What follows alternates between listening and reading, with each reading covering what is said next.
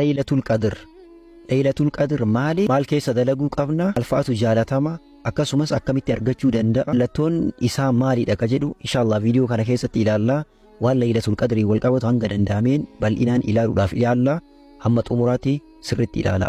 Dhaggeeffadhaa, nama muslimaa hundaaf sheer godha. Laylatul Qadr maali? Akkamitti argachuu dandeenya? Inshallah wantoota jedhu ilaalla. Jalqaba hiikaa isaa irraa haa kaanu. Laylatul Qadr jechuun maali? Akka afaan Arabiffaatti Laylatul Qadr ka jedhu hiikaa lama qabaa jedhan ulamaa'iin. Tokkoffaa Laylatul Qadr jechuun halkan sadarkaa qabduu jechuu. Halkan sadarkaa fadiilaa sharafa qabduu jechuu. Hiikaan lammaffaan halkan murtiin keessa murteeffamuu jechuudha. Hiikaalee lamaan kanneen hiikamaa Laylatul Qadr jechuun hundattuu halkan Laylatul Qadri halkan sadarkaa qabduudha. Akkasumas halkan murtiin illee keessa murteeffamudha. Hiikaan lachuu ni ta'a jechuu. Sadarkaa Laylatul Qadr. Laylatul Qadr sadarkaa akkamii qaba?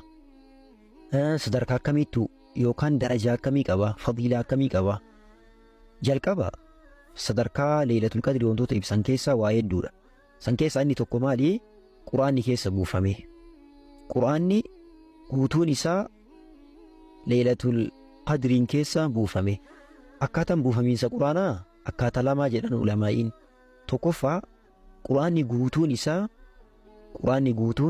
juzi 30 kuni lawal mahfuuz irraa gama samii dhiyootti yookaan gama Beetal Izzaa jedhamu iddoo maleekaan itti argamtutti, iddoo maleekaan hajjii itti godhan Kaabaa maleekaa iddoo sanitti guutuun Quraanaa buufamee jedhan.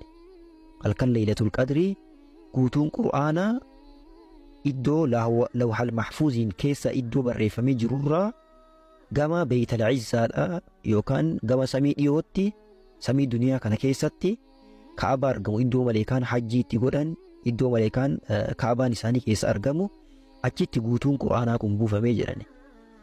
Buufamiinsi tokkoffaan kana. Buufamiinsi lammaffaan waggaa 23 keessatti suuraadhaan aayaadhaan qoqqoodamaa Nabi Muhammadiin irratti sallallahu alaihi wasallam buufamee hin xumuramee jechuu.